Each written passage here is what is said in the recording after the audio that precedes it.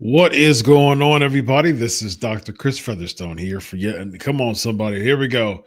Here we go. The guns of steel, ladies and gentlemen. I am Dr. Chris Featherstone. That is Vince Russo. This is the Legion of Raw. We got some stuff to talk about tonight. Of course, as always, Vince Russo. How are you, my brother? I'm doing great, Chris. But before we get to anything, man, why am I trying? I'm sitting there watching the Royal Rumble, minding my own business. And there's the doctor stirring things up on social media, going back and forth with people, man. What are you doing, man? What are you doing? Man, you know what, man? Occasionally, a couple of things, and I'll talk more about this on PNP tomorrow, man. Just the psychology of tomorrow's topic is the psychology of focus groups, and I'm going to tie that with the IWC. So it's going to be a lot of fun breaking that down. And so it was interesting, man, because just providing play-by-play. I really, my focus, Vince, and you and I, are great friends, and we talk a lot, man, and know each other very, very well over the past. I think this is our going on year 5, man. And so probably longer than that, actually. It was before COVID. Oh, wow. Yeah, it was before COVID, wasn't it? I think so. Wow. And that's crazy. COVID started 5 years ago. That's I think March 11th, 2020 is when COVID was declared a pandemic, and we're approaching 5 years. That's crazy. Half a decade ago, COVID started. So yeah, man, I built my Twitter community because I'm a very personable person. I'm really big on building relationships, and as a therapist, man, I'm built to do that. I'm built to build relationships. I'm built to care about people. I'm built to be empathetic. I'm built to challenge people too. That's what I do from an everyday basis. And so I'm really big on building a community. I'm not looking for Twitter clout. You know what I mean? Like I have a whole doctor job as a therapist, and I'm a college professor. And so those two jobs are like my main gigs. I'm all about chasing the bag, man. I have a grind mentality. I have a hustle mentality, which is why one of the glow lights right behind me says "Humble Hustle." And so, man, I've learned. I just grew up. My grandma. I learned that from my grandma, man. She was a big grinder when I was a kid. Multiple jobs, worked in the morning, worked in the evening, just making that money.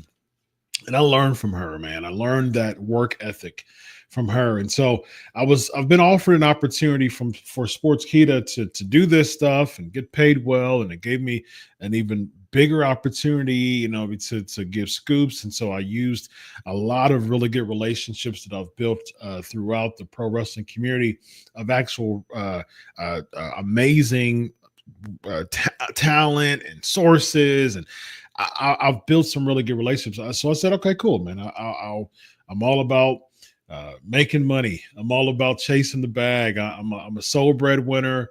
I have a beautiful wife, 3 kids. She stays at home.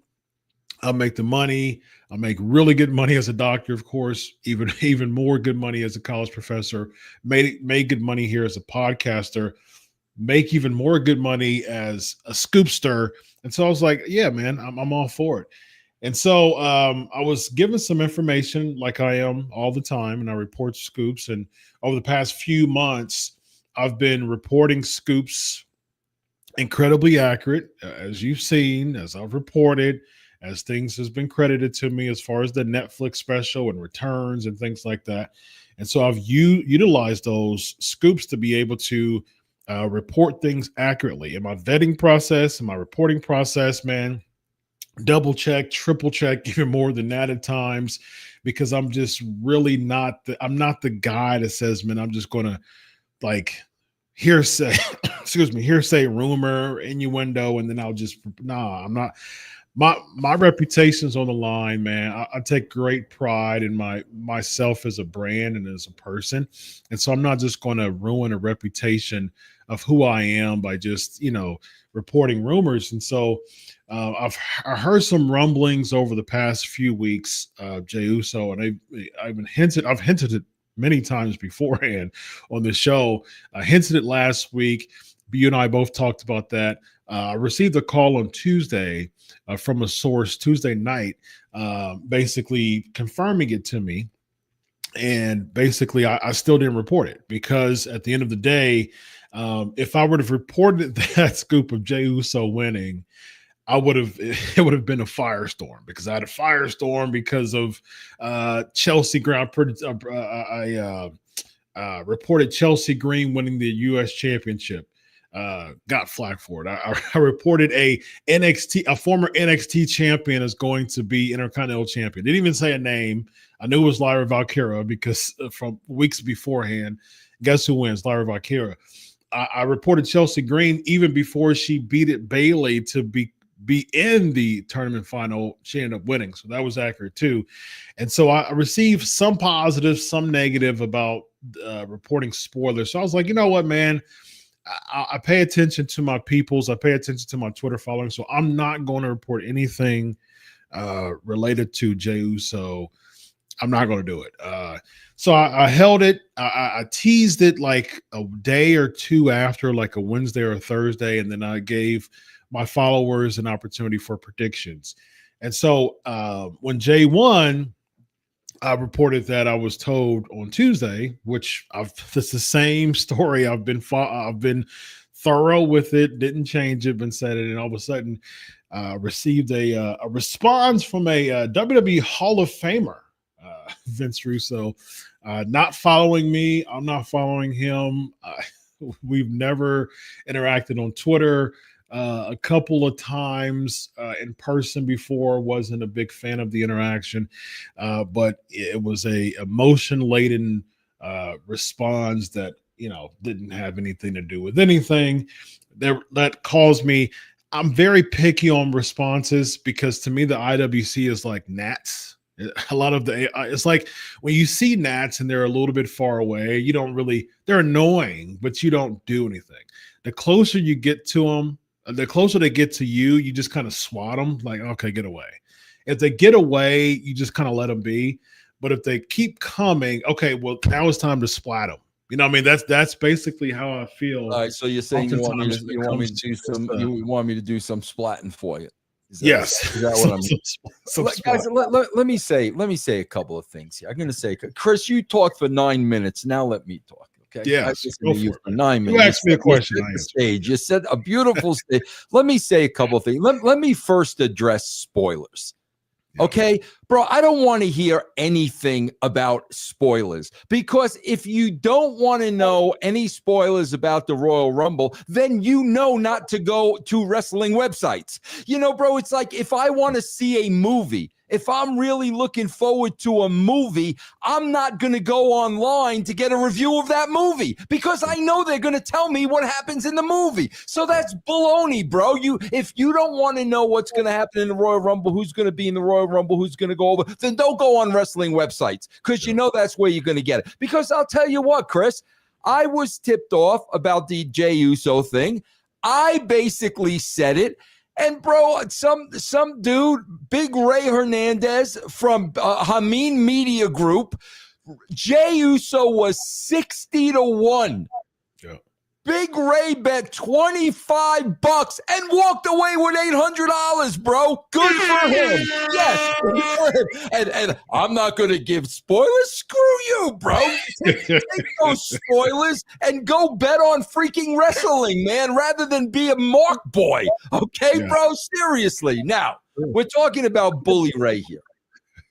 I'm going to say a couple of things, Chris, and then I'm going to segue us right into this show. Let's do it. I always have an issue with this because the marks buy into this because they don't understand. Number one, Chris, and I've said this before, old timers like to stay in character. Yes. They're still playing wrestling. And you know that if you know them personally. Because when you know them personally, like I know when Bully Ray's the character, and I know when he's being, Mark LaMonaco. I know when Eric Bischoff is his character. I know when Eric's being sincere. When you personally know these people, you know right away, okay, bro, they're in character because kayfabe, it's the wrestling business.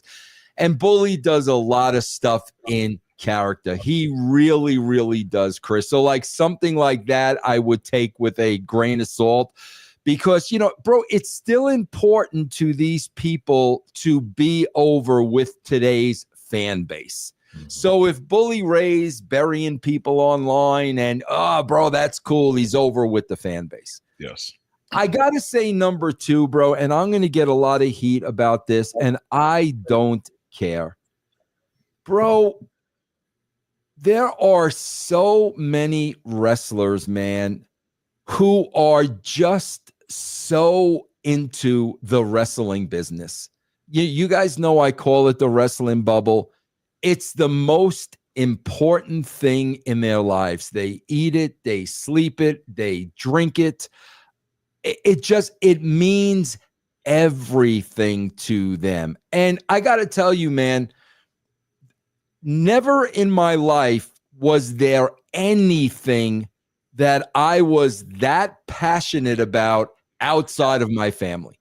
And I mean, I've owned my own businesses, man, just like Doctor has his own practice. I've owned my own businesses where it was my baby.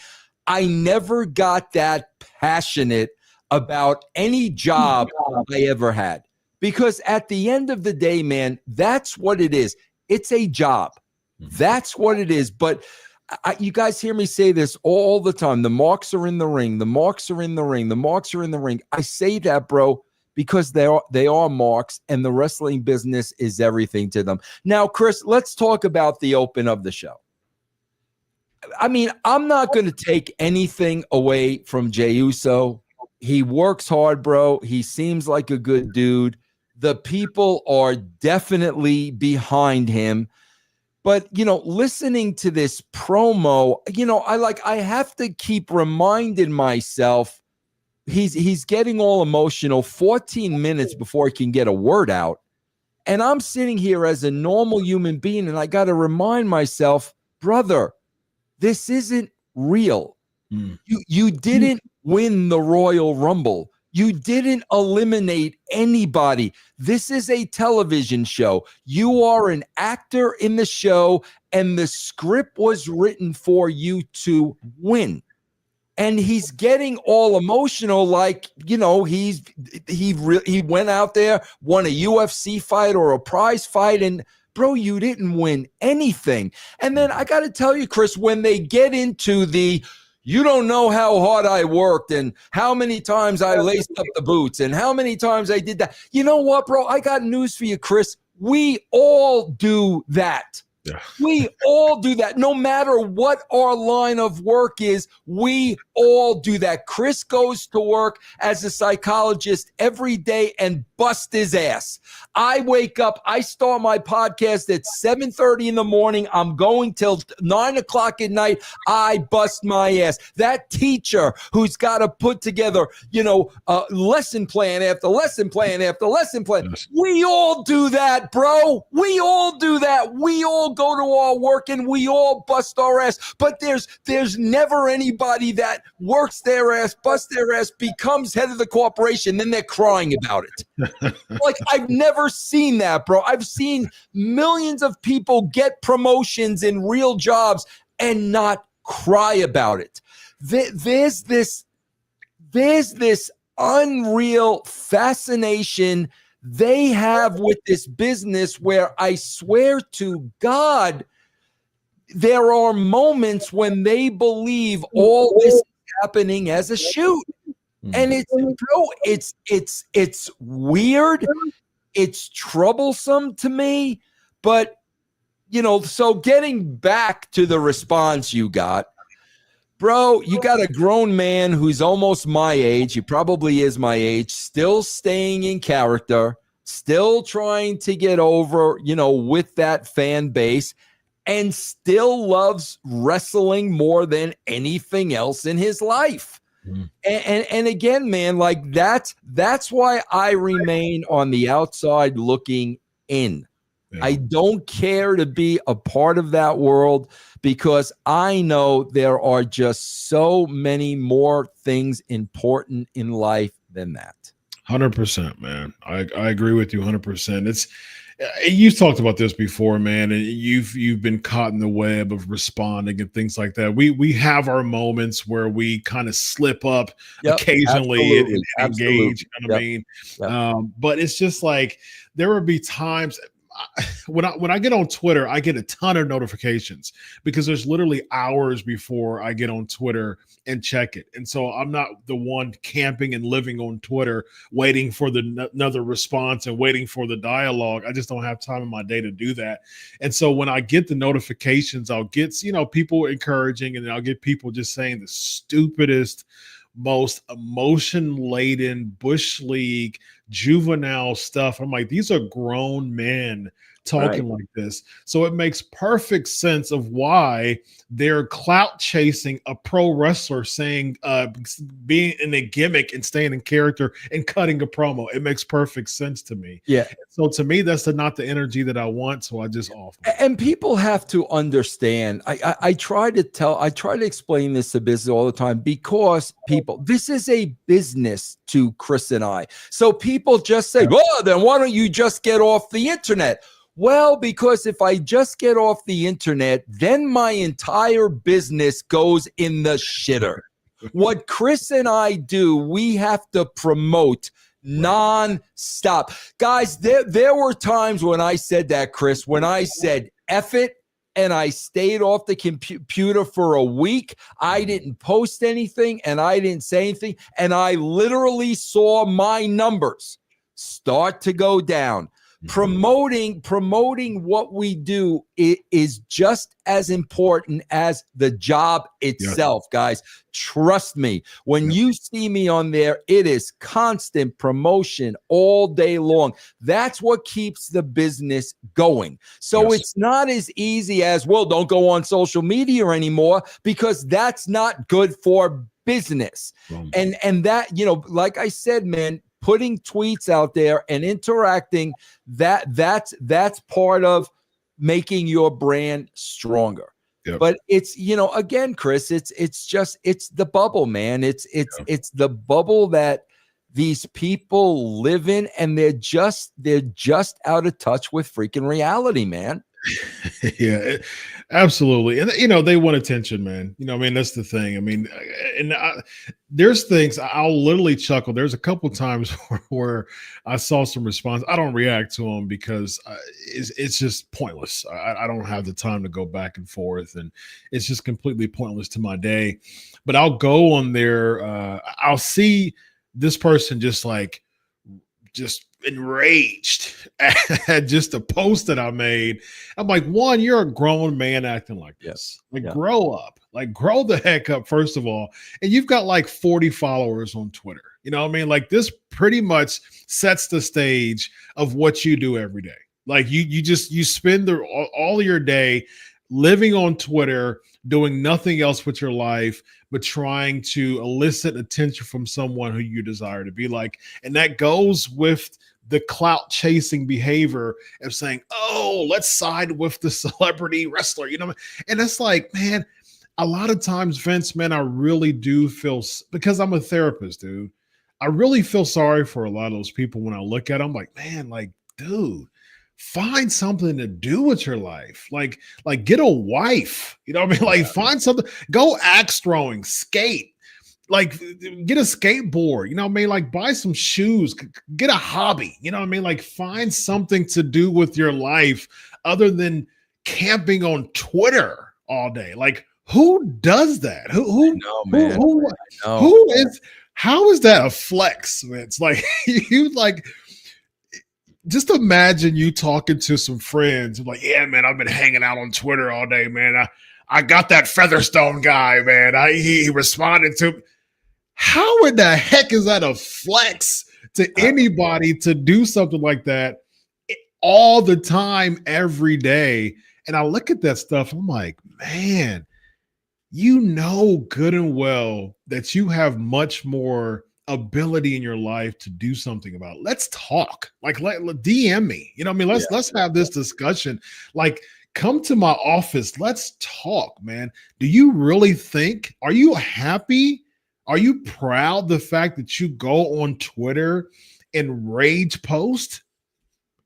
What? Like, who does that? It just makes me look at this stuff, man. I'm like, man, these people, this community that we deal with, Vince, is a rare breed, man. But Chris, you know what a lot of it is, especially with the talent, bro. The wrestling business is built on drama. They need that drama in their life. They need an argument every day. They need to be yelling at somebody every day.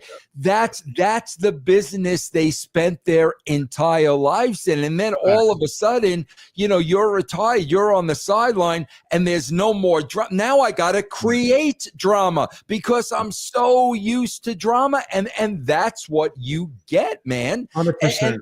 And I see it with so many of my former colleagues. It's the freaking drama, man. You can tell they love the drama, man.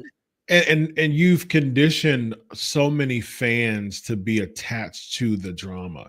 You know what I mean? Because a lot of the wrestlers, it's a gimmick. I'm a gimmick. This is a gimmick. You know what I mean? Like, if you always say this, Vince, if your name, if your gimmick name is on your Twitter account, treat it as such. You know what I mean? It's a gimmick. You know what I mean? And so what the fans, they see that and they're like, oh man, I get to kind of live vicariously through the gimmick. So what happened is they get disconnected from reality.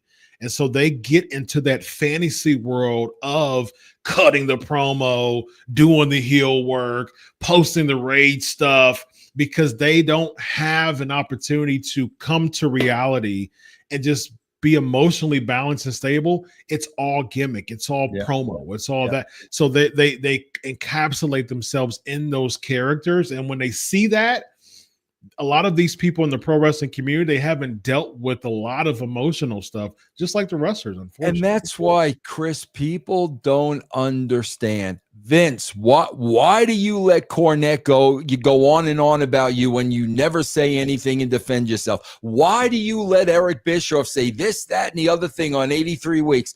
Why? Because I'm not going to sit here and argue with a character. Mm-hmm. What's the point of that? I at 64 years old, I'm going to get into an argument with Eric Bischoff, the character, or Jim Cornette, the character. No, bro, my character ended the day I left TNA in 2012. No. There was no more Vince Russo wrestling character. It was over. And that's what people don't understand. I know the gimmick. I know what they're trying to do. And that's just in my rearview mirror, man. It's that simple. I'm with you, man. I'm with you. I'm with you, man. And I support you very much. So I have the privilege to be in have a really good relationship with Eric Bischoff. I don't know Cornette. I don't have any ill will toward him, but I know that that's been a thing, for you for years, man, having that thing. And it's just like, I support the fact that you don't put any flames to that fire, because what happens is, if you like, flames are like, I always tell people, emotions are like flames. You can either channel it and it works for you. Like, you can channel fire. You can put a fire in a fire pit in a fireplace and it works for you. You can make s'mores, you can get cozy, you can get warm. You can use it for you. But if emotions are unchanneled and unbridled, it's not only harmful for you, but it's harmful for others. It spreads. It's harmful, very harmful. It's not centralized. It causes harm to property. It causes harm to you, like it causes harm to others.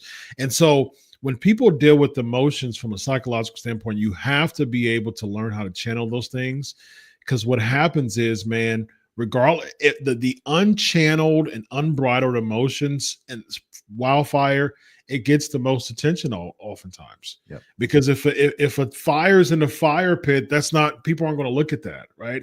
If a fire's in the fireplace doing its job, people aren't going to look at that. Yeah. But if a fire's spreading all over the place, that's going to get the attention. Yeah. So what's going to happen is, someone who wants the attention, they're going to continue to spread those fires because they're getting the attention that they want, man. Well, and not somebody who just wants the attention, somebody who needs the attention. Craves and it, wrestlers, former wrestlers, need attention. Yes, indeed. Yes, indeed, man. All right, so we got lots of super chats going on here, and then we'll quickly go through the card.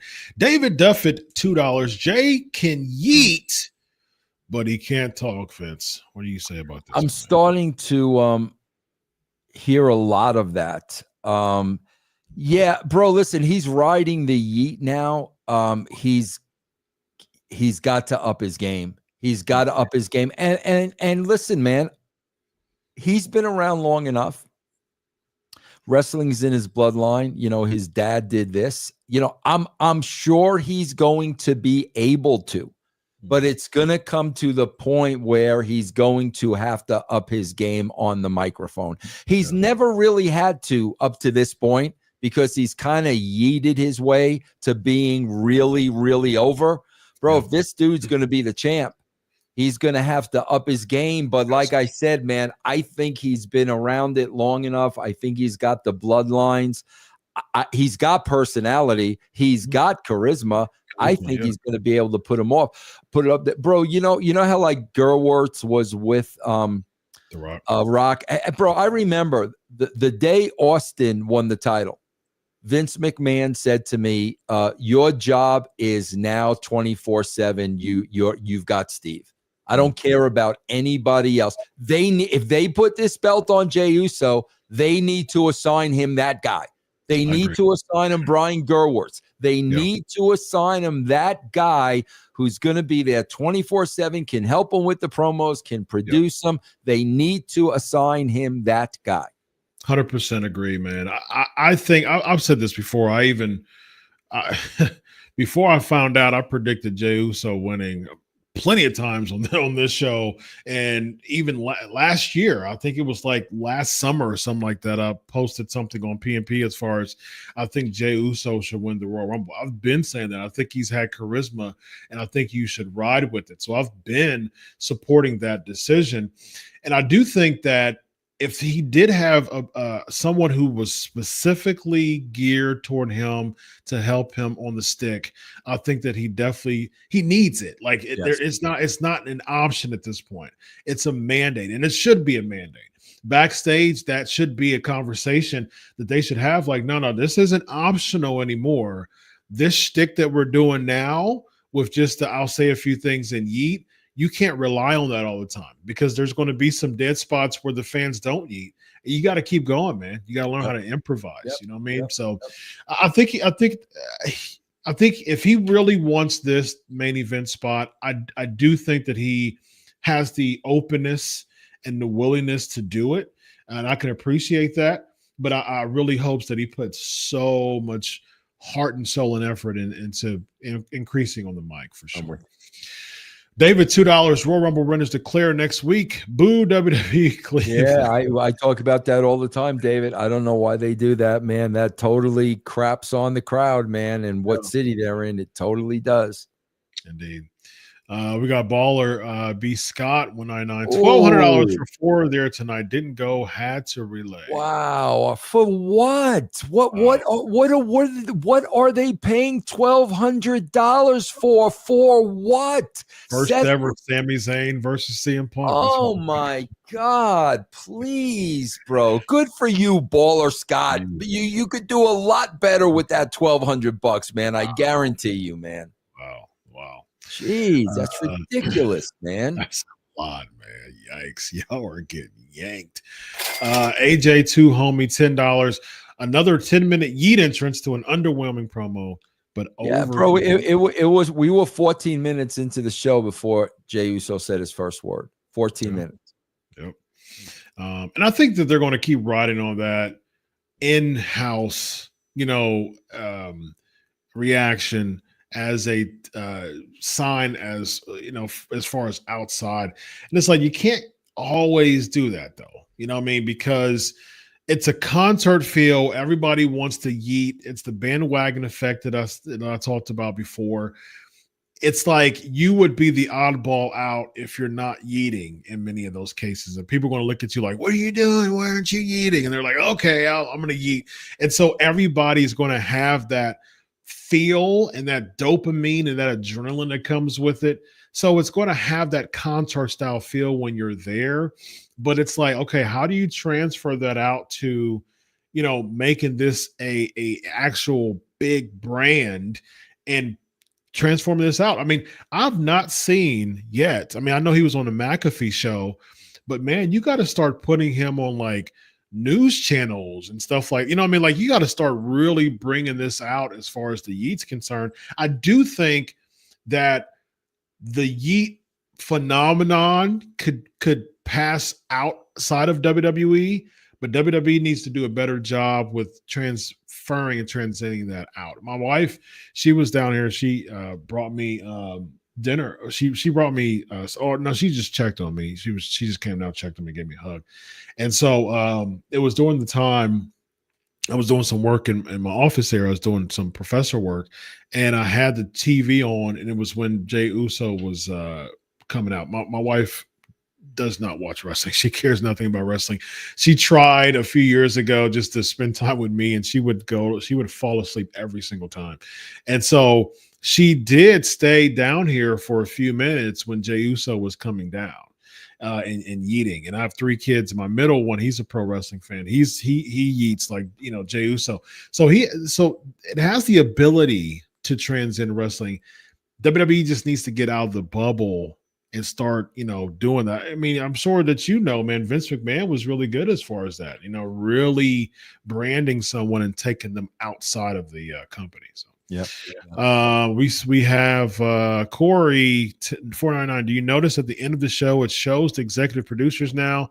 Triple H has to get attention somehow. Also, did Roman Reigns ever get his rematch? I think they took the rematch clause out when they started the new era. I think that was one of the big promos they had. No more rematches. What do you think about the? He has not gotten a rematch against Cody. No. Oh, interesting. Yeah, I think they took the rematch clause out. I think that was the thing that they did a few years ago. What do you think about the executive producers of the show now? Well, there's only 2. It's like Triple H and some other dude. Those are the only 2 people they get up. What about what about the dozens of other people that are working on this show? Like, seriously, man. Yeah, that's a good point, man. That's a good point. I agree. Awesome Sauce, $5. Hogan, Tessa, Logan Paul, and Charlotte. The heel of the year is going to be a tight race. No pun intended. What do you think? We'll get to the Charlotte thing when we Charlotte. Yeah. I've not seen Tessa's work at TNA, so I can't really comment on that. I think that's a sign. I mean, that's a like racism type of thing that she's getting heat about as far as being the heel.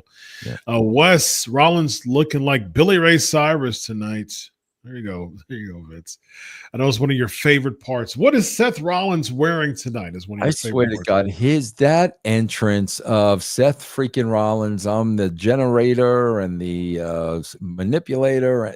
That is not over. That has never been over.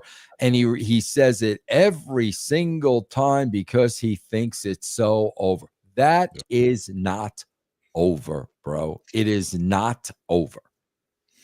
Dez 499. I miss unpredictability. It's like let's watch Mania to see Jay win the title rather than Exactly, knowing man. if he's going to win. Blessings, Vince and Dr. Chris. Exactly, Des. Exactly, man. 1000%. Exactly. There's nothing. You know exactly what's going on. It's paint by numbers, man. Exactly, bro. And it's crazy that the prices are more than they've ever been for people to see just about exactly what they're Yes. prepared to see. Right. Exactly, man. Exactly. Anonymous 199. These shows need a Rock, Roman, or Cena of them bad. Yeah, need something, man, for sure. Well, now they said Roman's going to be out for a while, and we're not going to see Cena till Elimination Chamber. Yeah, I imagine they're just sprinkling these people in when they feel like they need them. Yeah. Rollin, $2. Did Flair handle that well? Do you think she's hurt? What do you think about that? Do you think because that definitely didn't seem like that was planned? Let's wait till we get to the segment. I'll go into that in detail for you, Rollin. Corey 999. I've been rewatching Raws from 99. I don't understand why they went away from the model having your main story and side stories off that. I would rather watch a Raw from 25, 30 years ago than one today. Corey, I'm a broken record. Triple H is not a writer. Vince Russo is not a wrestler. Triple H is not a writer. That's why. Yeah, man. It does make me wonder why they're staring far away from the. Wasn't Triple H? Well, it wasn't completely Triple H because McMahon was still there in 2020, but the whole Bloodline storyline. I mean, it was several years, and so I'm just wondering, like, why isn't WWE capitalizing on a good story right now? Because even with Rock and Cody, it was kind of handed to them by the fans as far as the Cody. We want Cody movement. I would think because Roman was involved in the Bloodline, that means Heyman was heavily involved in the Bloodline, and I bet you they came up with a lot of it. But I'm telling you, man, outside of that, Triple H is not going to, give up any of his power. He's not going to say, okay, Paul, I want you to handle the Wyatt 6 story. Right. That's not the way it works in wrestling, man. And he, that's the problem. That's the problem. Nobody wants to give up any of the power they have. And, again, he's got a guy like Heyman, and, he was a big part of the Bloodline. Give him something else you can't get over, man. Give him something. Let's see what he could do with it. Yeah. I mean, it has been very, very popular amongst wrestlers for decades that Paul Heyman's a creative genius and he knows how to, turn chicken crap into chicken salad.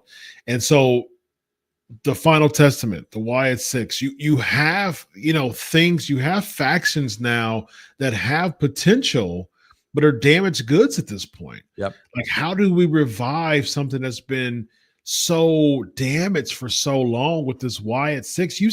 Think about the money, think about the budget that was spent for months building up the Wyatt 6, even before and after their debut, just for the Final Testament to beat them to go to SmackDown and still haven't appeared. And so, there's some rumors and reports out there that's one person's injured. But the Wyatt Six isn't just one person. I mean, you could spend more time. I mean, we have to see you. You know, when within this pro wrestling culture, if we don't see you, we don't think of you. And so it's one of those things that then you come back and it's like, oh, okay, well, yeah, there's the Wyatt Six. I mean, Shinsuke's been like that for a while. Like, you know, he came back, he left, he came back, he left, he came back. People started to say, okay, he made an entrance that was good, and now they're not even really pushing him that much. And so it's like, what the heck is going on with this constant start-stop pushing, man? I just don't understand it. We got Match Mania, $5. Funny, they took the most over of the New Day's act, the New Day sucks chance, and ended with the new garbage theme song. Can't chant along anymore. Yeah, I mean, yeah. You want to save that for the New Day segment, or do you have something on there real quick? No, I mean, go ahead. What were you going to say about it, Chris? Well, I was going to say this is another thing that you should hand to Heyman. I mean, that like it's you spent so much time building up animosity between Kofi and Xavier Woods just for the Big E thing. Got a bunch of boos. You know, a week or two after that, they were doing promos. All to have a LWO feud and new music that you can't even chant New Day sucks.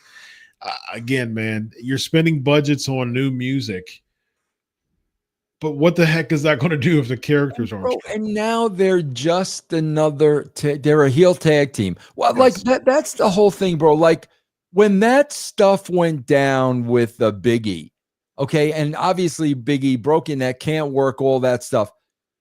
You mean to tell me that they couldn't come up with a storyline where somebody came to Big E's defense? Yes. You know, maybe he can't kick your butt, but I can. I mean, that's where I would have started, because that's real life. You're going to bury this guy. He can't do anything physically, but if I'm a buddy of his and I'm watching in the back, we're going to have an issue now.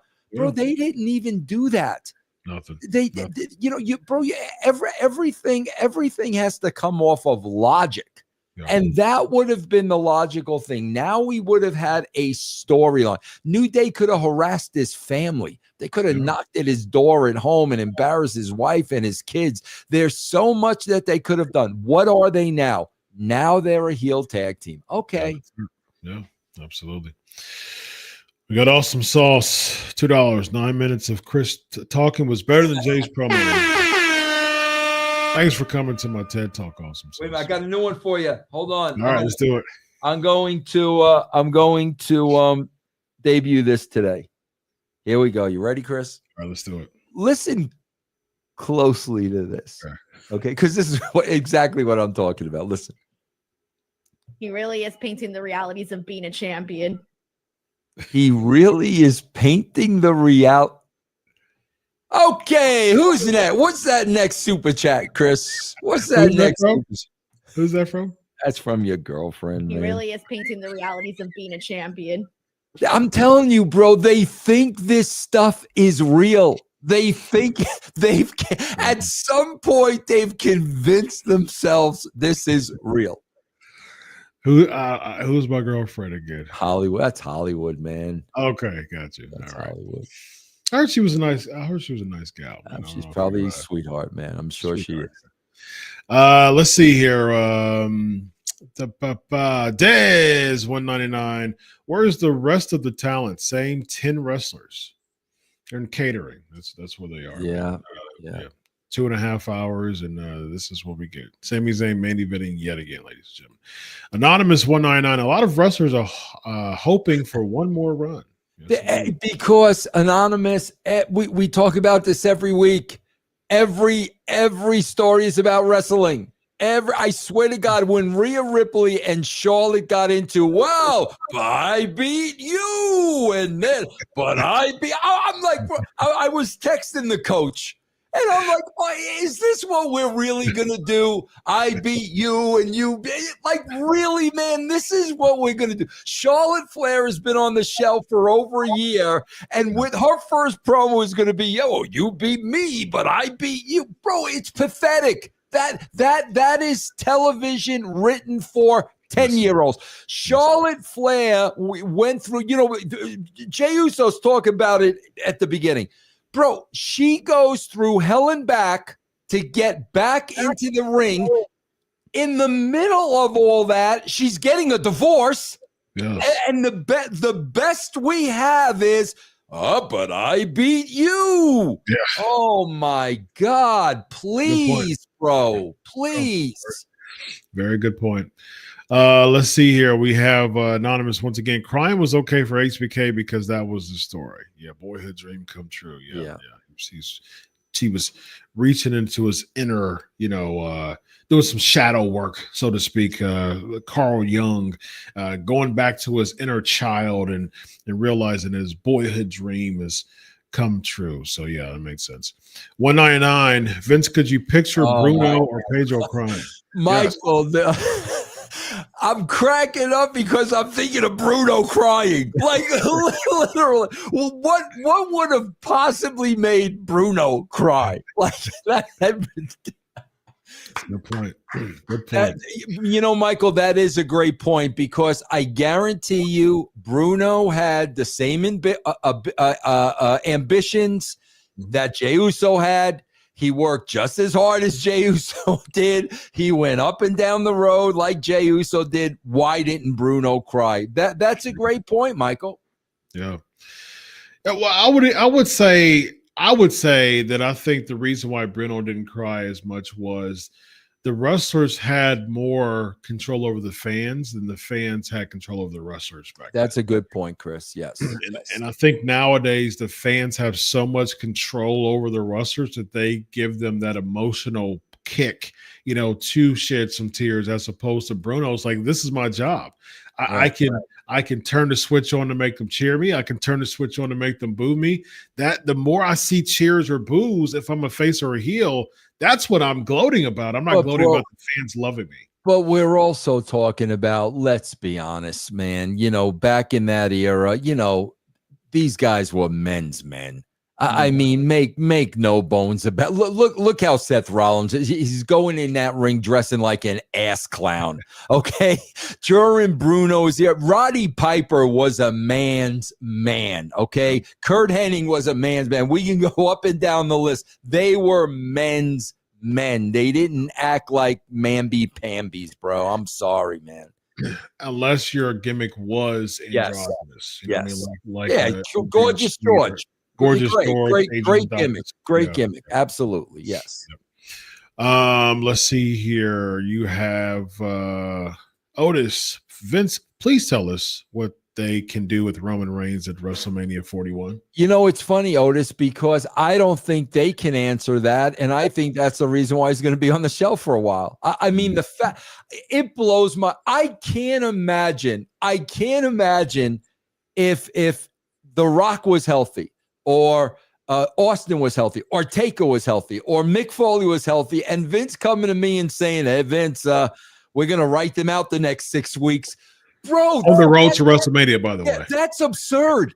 Yeah. That is absurd, bro. That's like not playing your best player in the Super Bowl. Yeah. That is absurd, man. He is one of your best players. Now you're going to sit him on the sideline? Yep, absolutely. We got Anonymous 199. Can't wait for Master Shoot Theater, bro. Oh, man, that's going to be fun tomorrow. It'll be pretty fun. Yeah. Awesome Sauce, $2. Seth's punches and Punk's MMA punches were so bad. Yeah. A little cat fight there in the ramp there. Enthusiastic Rail Line Streamer, $5. Oh, don't even. Seth reminded me of the Macho Man with that look and outfit. Yeah, edit that out. Raju, edit that comment out, please. Do not put Seth Rollins. That's your favorite, man. Do not put Seth Rollins in the same category as Randy Savage, please. I didn't see that. I didn't see that whatsoever. Corey 499. Vince, how many wrestlers do they realistically need week to week? I say this all the time, Corey. They need to pick who we going with. They need to pick the guys they're going with. I would say 3-hour show, 15. Okay, that's fair. All right, Vince. Let's go through the card, my man. Yeah, well, we talked about the Jey Uso. I wrote here, bro, my first note, great freaking response. That's my first note on this show. Jay got an absolutely tremendous response. But again, guys, I'm just going to say it because I think this hurts their television ratings.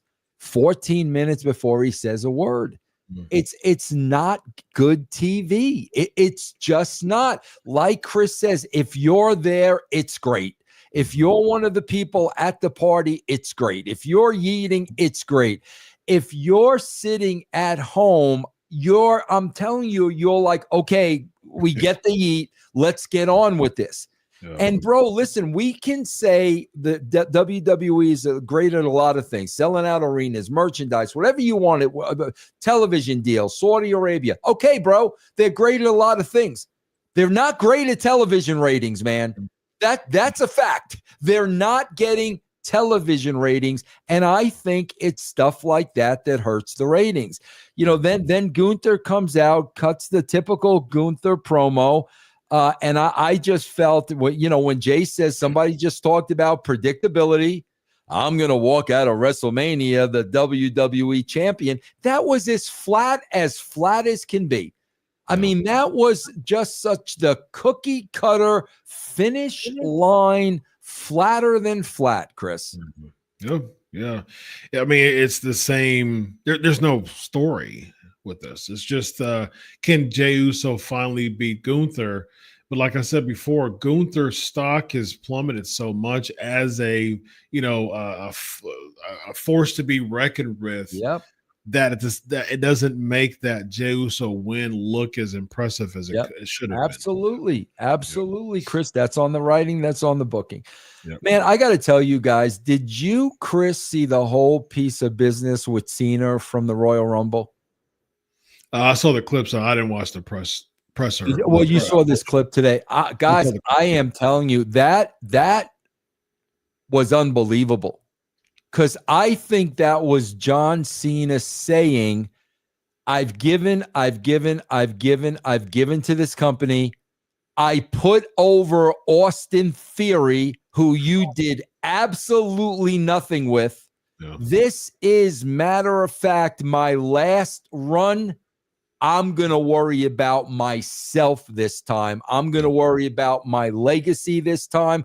I'm going to worry about the way I go out this time. I really believe that's what John Cena was saying. And Chris, we've talked about this.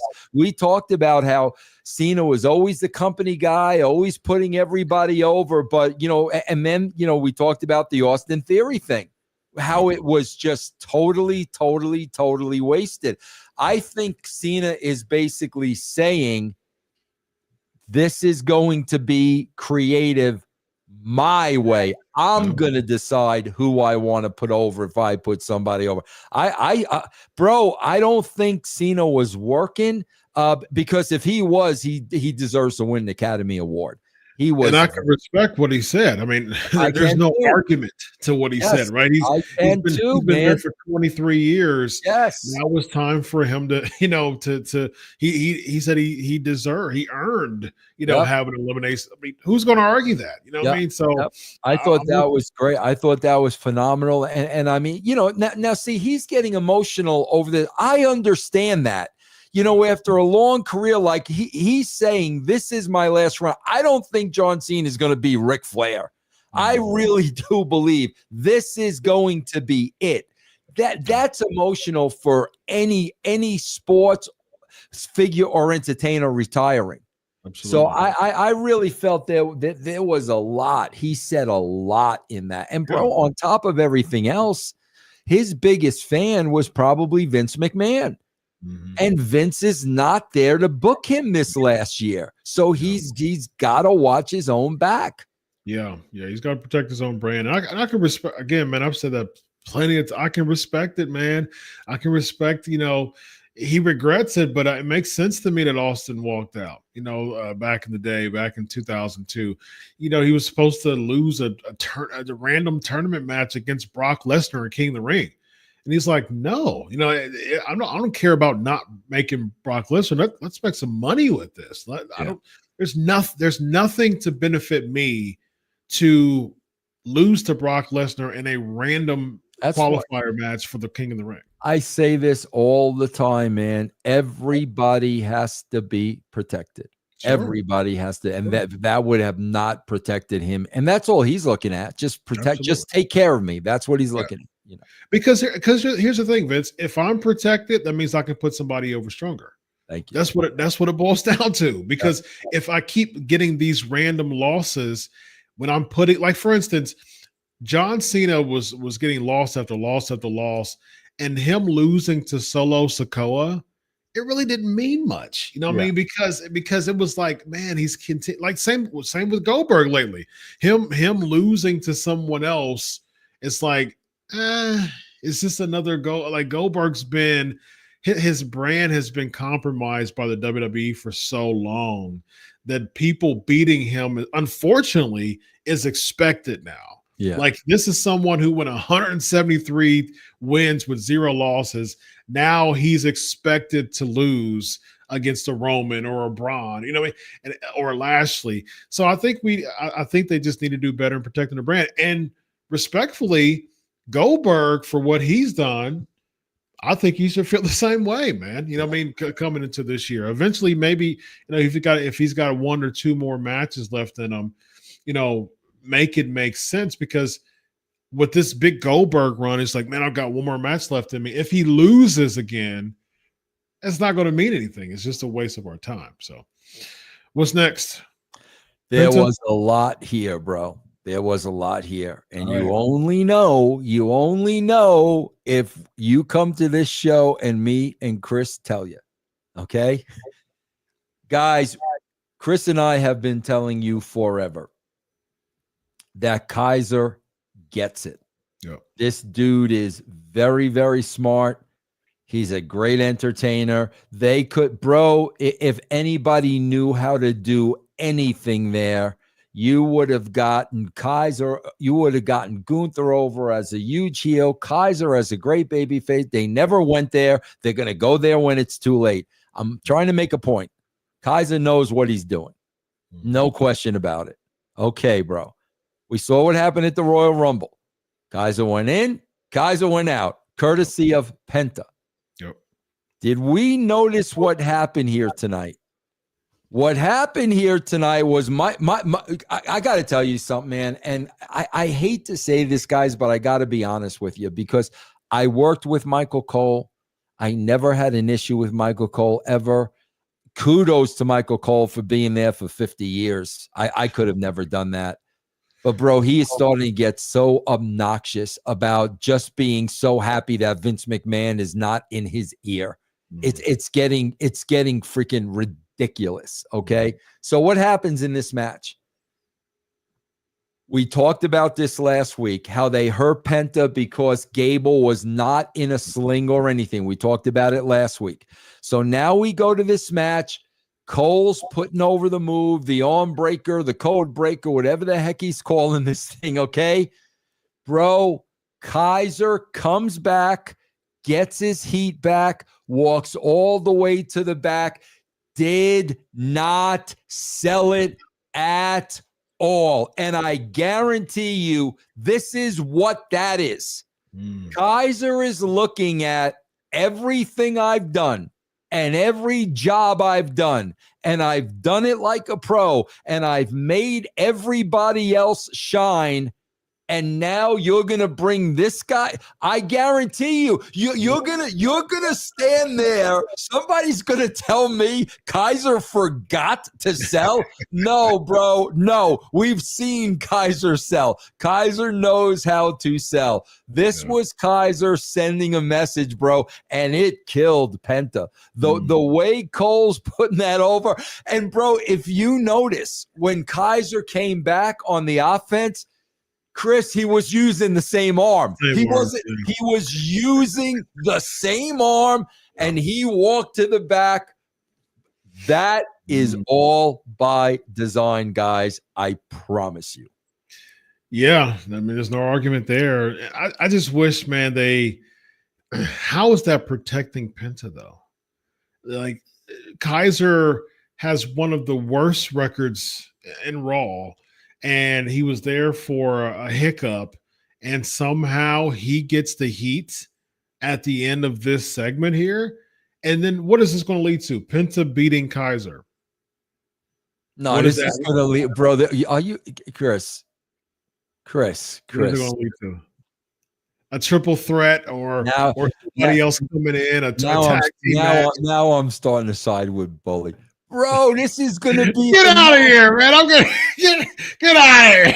Hey, Chris, this is going to be the one that everybody's looking for, man.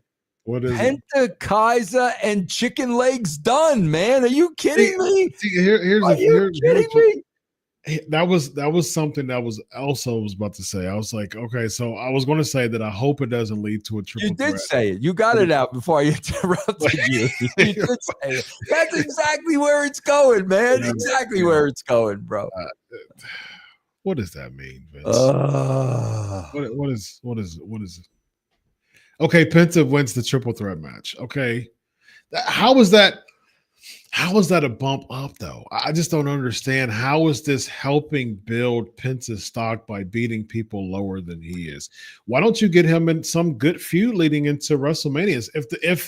If what we're going to see at the end of this is Penta versus Braun Breaker for the Intercontinental Championship, because they sow some seeds there, why are we setting you up and making you not look as strong as Braun Breaker? That's what I don't understand. Because Chris, this is what they truly believe, guys. This guy has had, and Michael Cole said it, 3 wins in a row. Yeah, he's had 3 50-50 wins in a row. But the fact that he's won 3 in a row, they think he's over. He's won 3 in a row. He's over. Yeah, that's unfortunate, man. I think they just should. I think that they definitely should do better with making Penta look like a star. Now, the bells and whistles and all the theatrics and all the the highlighting packages and things like that. He was an Iron Man last night or Saturday. Those things are good, but at the same time, like he got eliminated by Finn Balor. They did nothing with that. And so it's like, why aren't you capitalizing on those moments? Although Finn Balor isn't necessarily a huge jump from Pete Dunne or Ludwig Kaiser these days based on how they've been booking him, at least it's something different.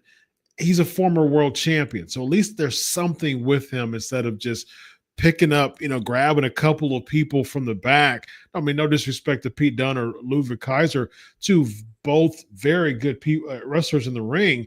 But at the same time, you haven't booked them strong enough to make me care about Penta beating them. And so that's my big dilemma. Yeah, and bro, you've put, last week, that move that according to Michael Cole, dislocates the shoulder, tears tendons, this and that. Dunn got it last week. Yeah. And Dunn came out fine this week. Bro, if you want to get this move over, that every single guy's in a sling. Get it over. That's how you get it over. They've buried it. They've buried it. So you can't have Michael Cole selling it and then burying it 3 weeks in a row without something going on behind the scenes. And I think that way. I think that makes the beating the mid-card people, I think that brings a purpose to it. Because what you can do is for weeks, you could have people walking, you could have like 6-7 people backstage on Raw in a sling. You know what I mean? Like that can be a thing that makes him stronger. Instead of them selling the sling, you could have Chad Gable, the Creed brothers, the Miz, like all of them in slings throughout backstage or Raw. So. Absolutely. Let's see here. We have Young Reckless went on. Chris Russo should do a WrestleMania 41 prediction show soon. I imagine we will be commissioned to do that, so stay tuned. Matchmania $5. Why is Lyra Velcro trying to get an Elimination Chamber? She's the IC champ. All it says is the belt is meaningless and not good enough, in my opinion. Why is Lyra Velcro sitting in the stands with the rest of the marks? Can you explain? Bro, do you guys understand something? Randy Savage was an Intercontinental Champion. Can you imagine if they told Randy, hey, Randy, you're going to sit in the front row with the marks this week, and we're going to get a camera shot of you. Okay, Randy? Can you imagine? Can you imagine, bro? I don't understand this shooting the stars in the marks. Yeah. Yeah, I think they're trying to get more of a celebrity look from it, but it's just like, okay. Anonymous 199. I see why Vince yelled at Cole all night. Yeah, exactly. You're exactly right. You're exactly right. That's why. Yeah, that's a good point. $5 to Raw 1999 in 2001 is better than Raw on Netflix in 2025. Who do you see Jey Uso face at WrestleMania 41? Thoughts Elimination Chamber coming up next month, Vince. Well, it's obviously it's going to be Gunther. And I'm just saying, bro, I don't know anything. Bro, if I'm them, I've got to put CM Punk against Cody Rhodes because first of all, Punk's not getting any younger. He's getting slower and slower in the ring, and he's so injury prone that every match can be his last match. I don't think CM Punk's going to be around a year from now. I think he's going to be retired. I really do. You got to have CM Punk headline a WrestleMania before it's too late. And that's why if I'm the WWE, he's got to headline this WrestleMania. I think that somehow we'll get the favor involved in that. I think they think that the marquee is a four-way between Roman, Seth, Punk, and Cody. I think that is a consolation to The Rock not being there. So what they'll do is somehow Punk will lose, either Roman or Seth will win. Then you'll have something going on with Roman Seth. You'll have beef, and somehow he'll get in something to that nature. And then you'll have Punk cash in his favor somehow by being the fourth person of something like that. I can see a four-way. Either you do that, or we're going to see Seth versus Roman. That's what you're going to see. That's exactly what you're going to see, bro. Here's what's going to happen. Somebody's going to screw Cena at the Elimination Chamber, and that's who Cena's going to go with. Bro, they're going to tease Cena's 17th title all the way till the end. We got a whole year to go. So they're going to tease that till the end. You're going to get Roman and Seth, and you're going to get Punk and Cody. I'm telling you. Yeah, I'm telling you. But anyway. Who do you think Cena's going to go against? Bro, I'll tell you, if it's really a farewell tour, does Orton show up and screw him? And do they go at it one more time? I mean, I would think if this is the last time we're going to see this and this and this and this, that might be worth seeing. Yeah, it's a marquee match. I think that would have enough star power to be a good non-title match. You know what I mean? Because I think you can have, like, the thing is, it doesn't need a storyline when Ohio State goes against Michigan, or the Yankees goes against the Mets. I mean, like, it doesn't have to be a big story when it comes to, like, those two conglomerates coming together, just because there's so much nostalgia, there's so much novelty in both of them that it makes sense. And so I do think that you could do that. But I think there's still some loose ends with Orton and Kevin Owens, right? As far as he calls them. Now we're gonna see Owens Zayn 27, bro. Are they kidding me with this? Are you kidding me with this? Yeah, man. We'll get to that. Yeah, let's clear the card out real quick and then go to the rest of the. This Charlotte, this whole handling of Charlotte is such a swing and a miss.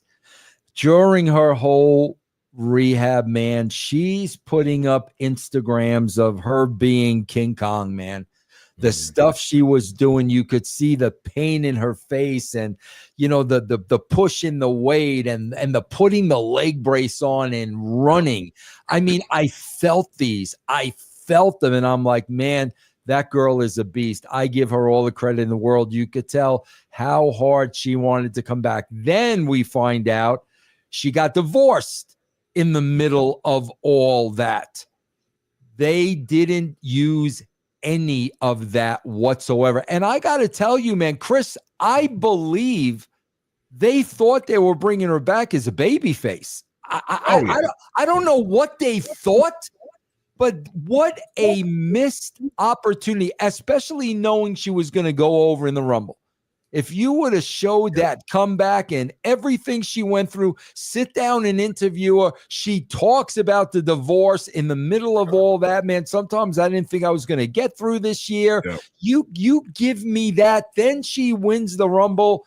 And but it's the same thing. Then you want Tiffany to be a heel. Okay, now we got the perfect scenario, but I don't think they know if Tiffany's a heel or Tiffany's this stuff's just all over the place, bro. It's all over the place. Yeah.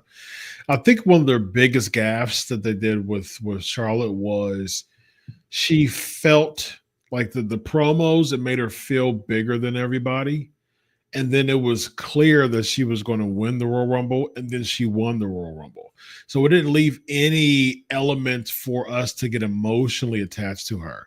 And then she cuts an emotional promo on Raw. It's too late. I mean, like you should have done that months ago. You know what I mean? So I think that's where the problem came in as far as Charlotte. I don't think it was necessarily her winning the Rumble that became the issue, because she was celebrated. She was cheered when she won. I think the biggest issue was the fact that it was like, okay, well, here's another opportunity that Charlotte's getting handed once again. It's like, man, you got to pay attention to those things, man, because what happens is how the fans work. You become a flavor of the month. You become discarded. The fans control the wrestlers now, not the wrestlers control the fans. So guess what? Fans are fickle. And fans are like Tony Khan's booking in many ways. It's like, well, okay, this is who we want. You're out of here. This is who we want. We'll pump you up. You're out of here. And Charlotte's not that person that they want. That's not the person that they want to feel happy and proud and boast their chest about putting over. Like you're not putting over Charlotte. We're not happy about putting over Charlotte. Jey Uso is like an underdog. So the fans like that because they feel like they have cachet. They have investment, so to speak. They have stock in putting over Jey because they started Bryan Danielson all over again. Absolutely. Yes-omania is Yeetomania. I mean, that's the same thing, because the fans are putting over them and they feel like they have they feel like they can put their signature on the car. They feel like they have the ability to say, I did this. You know what I mean? They can't do that with Charlotte. So guess what? They don't want to, they discard her. So they could have put some element of emotion in there months ago, like you said, but I think it's too little too late now, man, for sure. Robert Rose, we'll get this super chat and we'll go through with the rest of them. Do you $10? You get a cha-ching for $10 or more. Do you think they will borrow for the Triple H and Booker T angle with Jey Uso and Gunther, that people like you don't win the big one and Gunther wins? I can't see them doing that. I can't see them doing that. Especially with TKO and everything, all the sponsors and everything they have. Nah, man, I don't see that. All right, what's next? Next we got the New Day. We talked a little bit about that against Rey Mysterio and Dragon Lee, and we brought out Logan Paul. We got Karrion Kross before that with interrupting Sami Zayn. Yeah, bro. I am so confused with the Karrion Kross character. Like I don't even know what they're going after. I don't even know, man. It's sad to see. Yeah. So then we had the New Day against Mysterio, Dragon Lee, and they used Logan Paul there. Yep. Because he's going to be in the match next week for the Elimination Chamber, so they're setting that up for next week.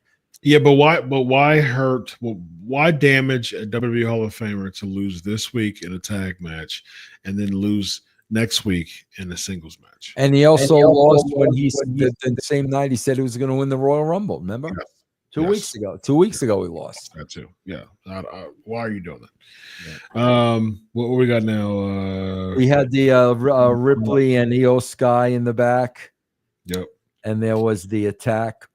Liv Morgan and then Rachel Rodriguez attacked Ripley, because that's how we're going to get out of their match later on. Yeah.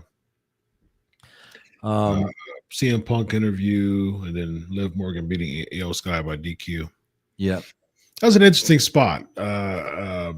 Liv grabs Rhea's hair. She retaliates like anyone would do, and then they gave Liv the DQ for that. Yeah, first of all, like this like gets me so aggravated. This is not a DQ.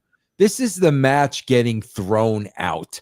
A DQ is if Io Sky is in cahoots with Rhea Ripley and they're together and Rhea Ripley.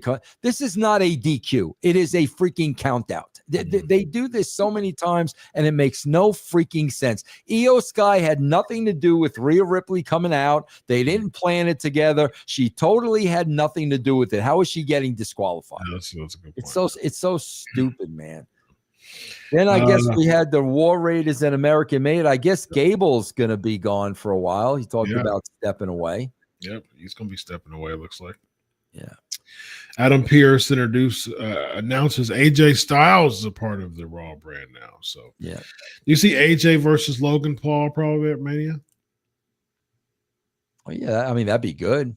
Yeah, that'd be one of those marquee match of the night, probably. So, that'd be a banger. Braun Breaker erupts.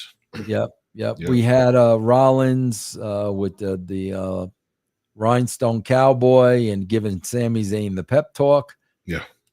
And then we finally get to the main event, bro. This cracked me up. Bro, how many pull aparts do we see with 20 guys and the guys break away 18 times? Yes. How many times do we see that, Chris?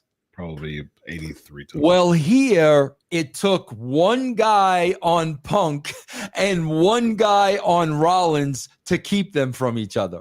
Yeah, exactly. Yeah, it's details like that like, do you guys not see this? We got pull aparts where they're going through 20 people, but now we got one jabroni holding each one of them back. Like, yeah, exactly.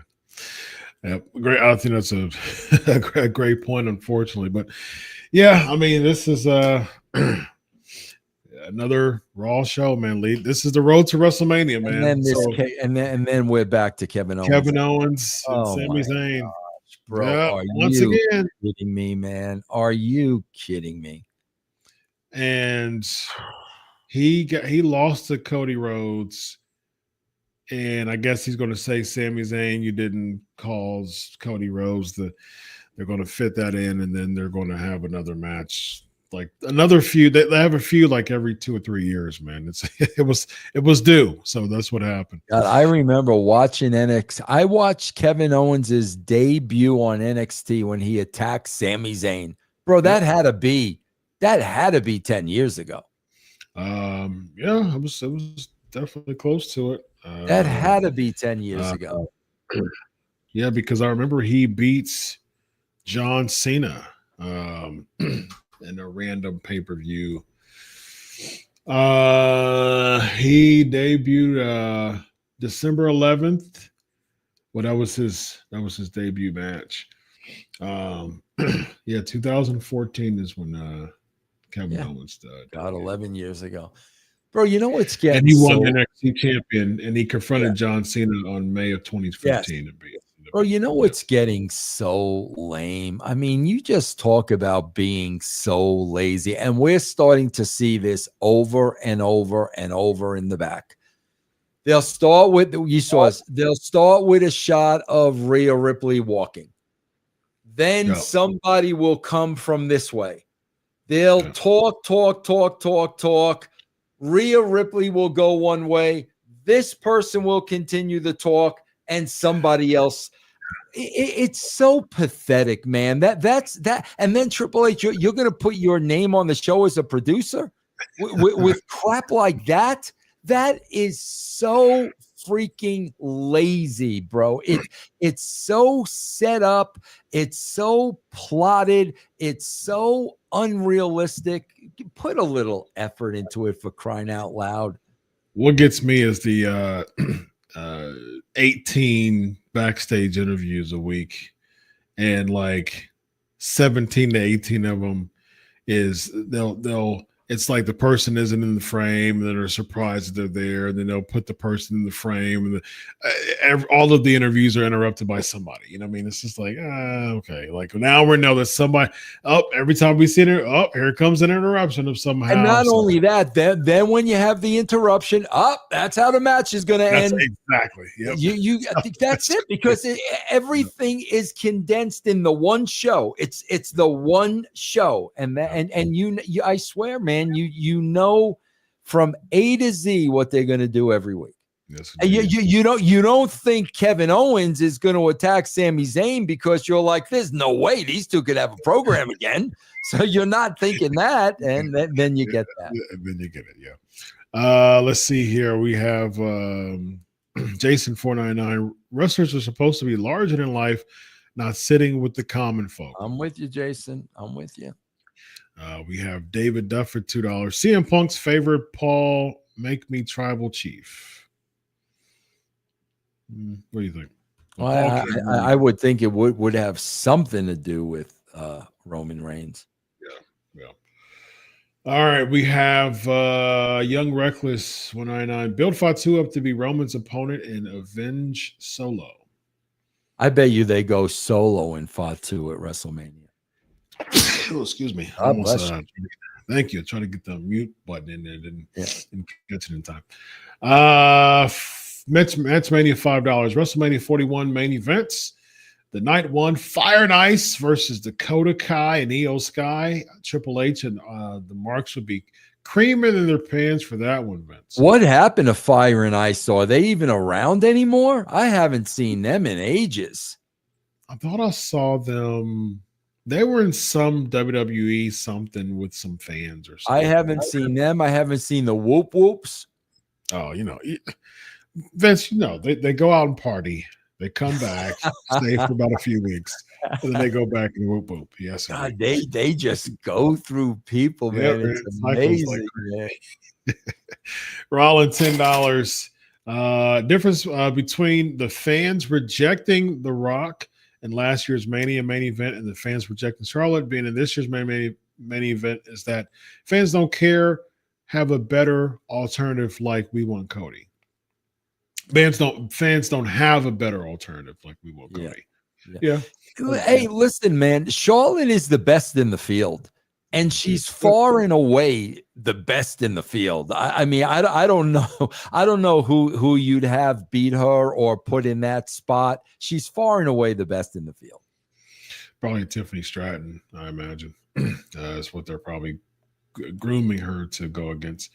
Match Mania $5. The women's IC champion Lyra is trying to get the chamber match. In tonight's promo, they tell us if she doesn't make it in, her WrestleMania dream is over. Yeah, which is hysterical because that means the IC belt means absolutely nothing. Yeah, I mean, what in the world? It means absolutely nothing, man. Yep.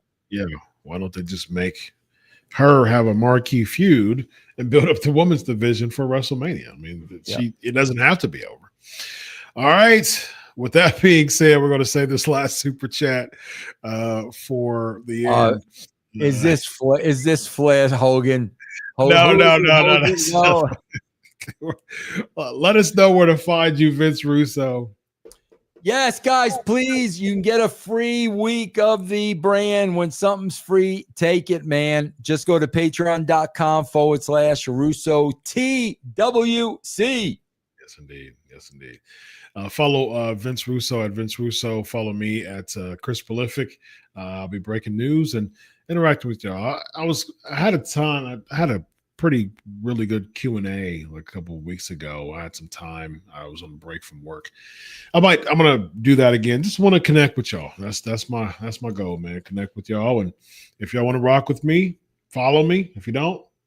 And that's basically what it's all about.